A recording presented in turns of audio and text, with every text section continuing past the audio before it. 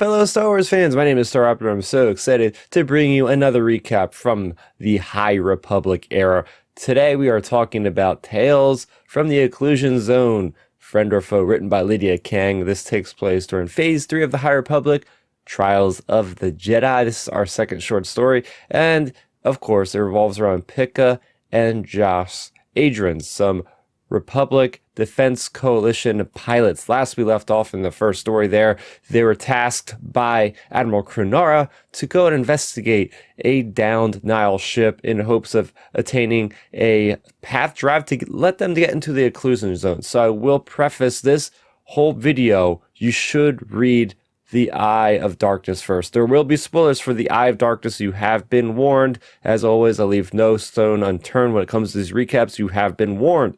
So in this, last we pick up, they go through a blackout. There's all of a sudden they're getting close to that Nihil ship. They get a blackout, and we pick up right at that point. And they realize, oh my gosh, our systems are down, communications is down. That could only mean one thing. We are now in the Occlusion Zone. So yes, I like how this story, Lydia Kang, threads this in with George Mann's Eye of Darkness story, where that book, basically, Marchion Row, the Nihil own this Occlusion Zone. Anybody inside the Occlusion Zone cannot communicate. Anybody outside cannot communicate with anybody inside. Ships get destroyed immediately if they try to go through the Occlusion Zone. So what Pippa actually realizes, oh my gosh, they actually increased the zone of the Occlusion Zone, and we do see that actually in the Eye of Darkness novel. So it's up to them to try to get this thing up and running. The reason why they realize this is scav droids are suddenly attacking a ship, and scav droids only exist within the Occlusion Zone. Scav droids are basically like those droids you see in Episode 3 of Revenge of the Sith that are tearing apart Anakin and Obi-Wan's ship in that Battle of Coruscant. Those are basically the predecessors of those. So at one point we have Pippa, who by the way is pregnant at this point, is getting knocked over because there's a void in the ship because the scav droids actually drilled through the ship, let the vacuum of space in, and then suddenly she is thrown backwards. She's able to seal off the door, get the emergency power back on, and then it's interesting because there's a 1 month jump in the story. There's actually a 1 month jump in this short story. Next thing you know, Joss and Pippa, they cannot land anywhere. They're in hostile territory. If they try to use their hyperspace, they're going to get tracked by the Nihil. So they've been going around on sublight. They're years away from any other planets. If they're going at sublight, then the closest planet is Rybos. So they end up in this asteroid field, and they're trying to duck and weave from these scav droids, and then they suddenly realize, oh my gosh, there's a Nihil ship parked on this asteroid. So they go and check it out. And as they get to the bridge, they're about to turn on some lights and whatnot to see what's going on, and they hear voices behind. There's actually Nihil still alive on the ship, which they didn't think was possible because before they got attacked by some zombie-looking Nihil that was dead without a head. It's absolutely bizarre.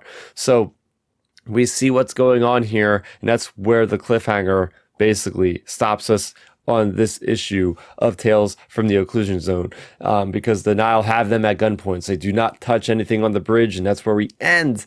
So this is great. This wasn't as introspective as the first one inside the head of Josh as much, with thoughts of like, what am I going to do with a pregnant wife going into hostile territory? This is more or less a lot of plot in this specific story here. I do like seeing the elements of scav droids, what their effect is.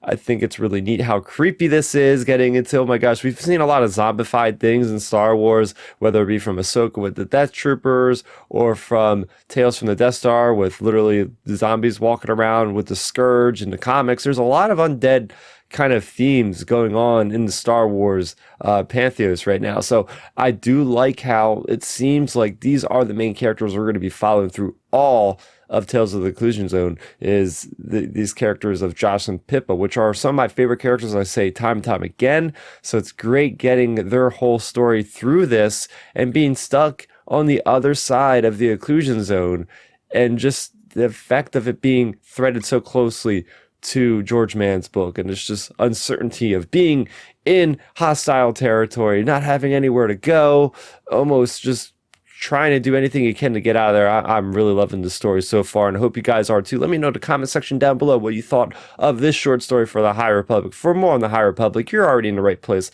You know, I have an entire playlist dedicated to High Republic, whether it be book reviews, maybe some speculation a couple of years ago, what this even was, a whole bunch of fun stuff on the channel right now. And go ahead and check out my weekly podcast, Outer Rim Transmission. We go live every Sunday at 7 p.m. Eastern, and we're available to download on any podcast app of your choice.